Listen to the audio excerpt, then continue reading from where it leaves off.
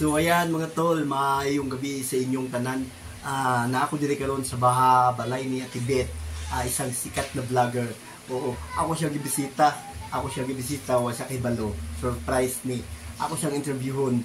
Tanan sa iyang gibuhat kung unsay iyang ramdaman or behind the camera, malaman natin. So abangan niyo mga tol. So, andito na sa Tibet, i-interviewin ko na. So, Tibet, alam mo ba, isa ako sa followers mo, isa ako sa natutuwa sa mga pinaggagawa mo, yung mga kalukuhan mo doon sa video.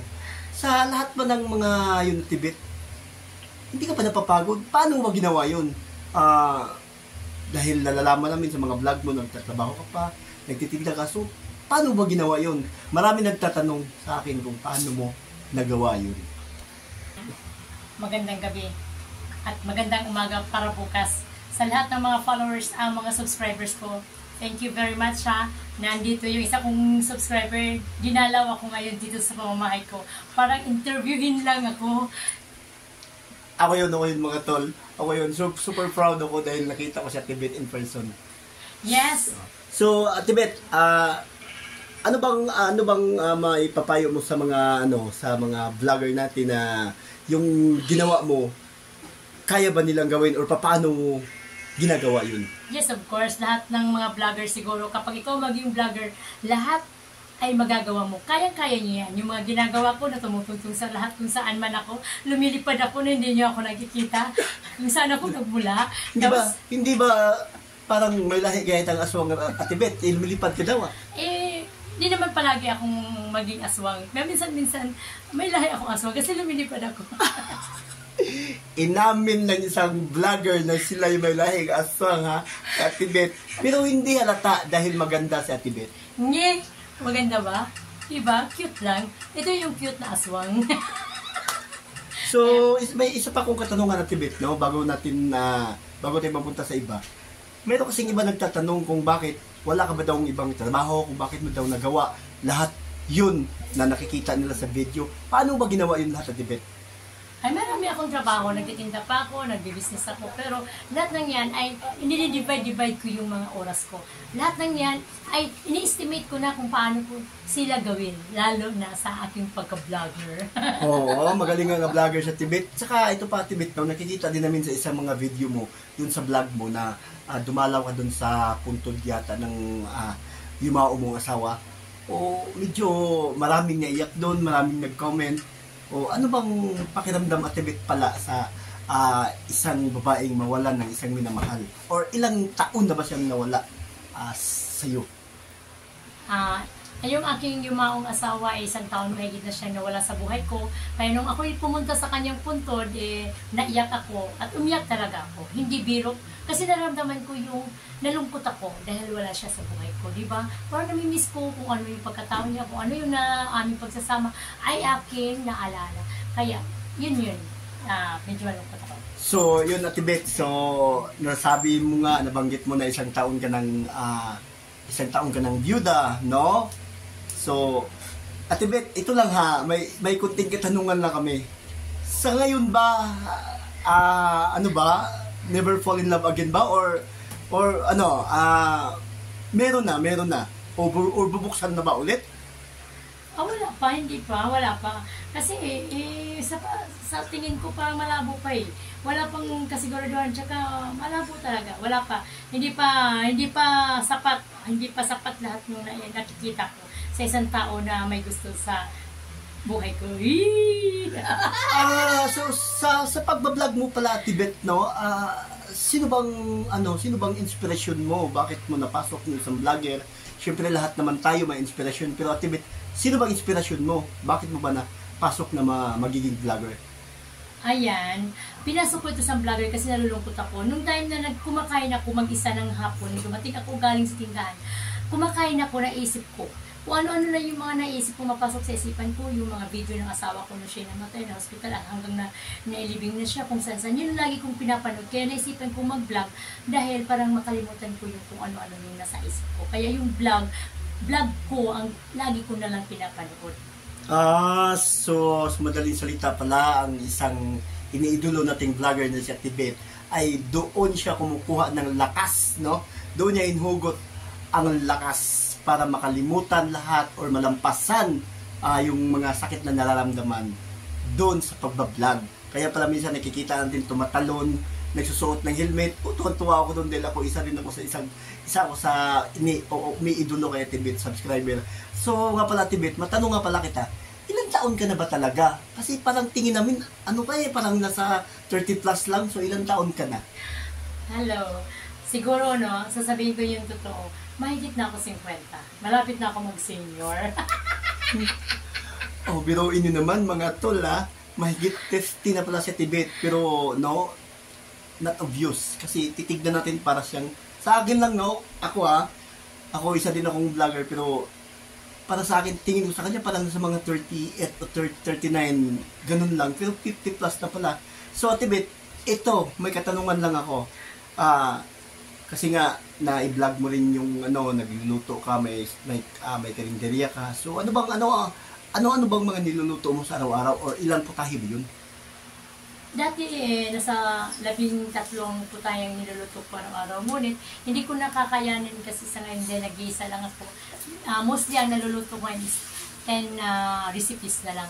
At ang una ko talagang niluluto ay mga isda. Bihira lang po ako magkakaroon ng baboy. Kasi unang-una hindi ako kumikita sa baboy. Ang talino. Tama ka naman kasi mas mahal ang baboy kaysa sa isda. Pero Ate Beth, sa 10 putahe na yun, no, alin ba dun ang pwede mong may pagmamalaki sa amin? Paksiw na isda. Kasi yun laging hinahanap ng mga customers ko. Lalo na yung mga isdang maliliit na mga dilis na binabalot sa dahon. Yun lagi ang mga hinahanap ng mga kababayan kong mga kabisayaan. So ang swerte naman pala Ate Beth lang mapapangasawa mo dahil paksiw talaga ang unang-unang papaluto nila sa iyo. Yun, guys. Kaya sa ngayon, wala na tayong ibang hanapin pa, nandito na. So ayan mga tol. So Ate Beth, ito, huling katanungan na lang po. Kailan ba namin or malalaman ba namin kung ikay magmahal na ulit? Yes, of course, kasi magpapakasal ako. Kapag ako nagmahal, gusto ko, pagkasalan ako. meron na bang umakyat ng ligaw or meron na bang nangangako? Wala pa, pero sa tingin ko, hindi pa mangyari.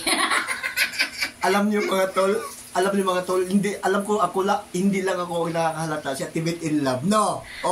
Tanong natin. Matagal na ako in love kasi lahat naman ng tao talaga minahal ko. Pero wala pa kasi wala pa ako nakikitang sapat na ebidensya kung ano man makikita ko. Parang slight lang. So yan ang ating Ate Beth, yan ang vlogger natin na si Ate Beth, no? Hindi basta-basta. Hindi natin pwede matawag na choosy kasi lahat ng tao talaga is may taste. So siguro hindi niya taste yung mga nangliligaw sa kanya, pero sa pagkakaalam ko mayroon may secret of mind siya. Ay si Ate Beth. Anong pangalan? The initial lang Ate Beth, bigay mo sa amin. So matagal na talaga, pero hindi ko pa talaga siya alam. Pero labis ko na siyang kilala. Ate Beth, pwede bang bigyan mo kami ng isang initial sa pangalan niya? Isang literal lang ko. Para mayroon kaming flow. Isa siyang pangalan ng sasakyan. Sasakyan? Ay yung mga sasakyan na Ate Beth na itinutukoy mo is part of luxury car ba yun? Yung mga mamahalin? Yes. Pero oo. Hindi ba siya hindi siya Ford? Hindi siya Toyota? Hindi siya Mustang? Ano ba talaga? Mamahalin na Ate Beth? Mamahalin siya, pero nasa huling litra. Medyo alam mo na yun. Alam mo nga na yun. Ate Beth talaga. Tinatago sa atin ng mga tol. Di ba mga tol? Nakakasiguro naman ako na kapag nangyari ngayon, tsaka may kasalang nangyayari na si Ate Beth ang bride, syempre, imbitado tayo doon. Di ba, Ate Beth? Yes, of course. Lahat imbitado ko, lalo mga followers, mga subscribers ko, at saka mga umiidulo sa akin. Thank you very much, ha? So, Tibet pala, no? Bago tayo bago natin putulin yung ating programa na to, paano mo ba i-promote yung channel? Thank you very much sa isa kong taga-idolo sa akin na si Yes, of course. Of course. Si Junior sa video. I salute you, Tibet. Yes. Thank you very much sa iyo kung bakit napunta ka sa akin at in-interview mo ako. Iparating ko lang sa lahat ng mga tao na huwag naman niyo kalimutan ang pag-subscribe ng aking YouTube channel, Tibet Gabasa. Yan lang tanging kong iniiling sa inyo, guys at mga kaibigan ko. Okay, so tandaan natin ha, Tibet Gabasa, malapit na ikasal. Tibet Gabasa, don't forget to subscribe and follow her page. So, ayan mga tol, kung masaya ako ngayon, mas lalong masaya kayo. Alam nyo bakit? Dahil gusto sabik na sabik rin kayo makita in person sa Tibet. So magbabay ka na, Tibet, sa mga madlang people natin. Hello, bye-bye sa lahat ng mga subscribers at saka hindi pa nag-subscribe. Paki-subscribe naman ang aking YouTube channel, Tibet Gabasa. Hi! Picture mo natin, Tibet, para may picture tayo. Sikat. Okay. So, ayan mga tol. Maraming salamat sa inyo. So, medyo kinakabahan ako, totoo lang, alam niyo bakit? Kinakabahan ako, sikat na vlogger yung kaharap ko. No, sikat na vlogger, kinakabahan ako. Pero, alam niyo, nung una pagpasok ko pa lang sa bahay nila, sabi ko, kaya ko kaya, ano kaya pwedeng ma-interview ko kaya Tibet? Hindi kaya masungit to? Super bait pala si Tibet in person. So, ayun mga tol, mamimit niyo rin sa Tibet sa personal. So, ako ang gagawa ng paraan para ma-meet natin sa Tibet. So, good evening mga tol, and I love you.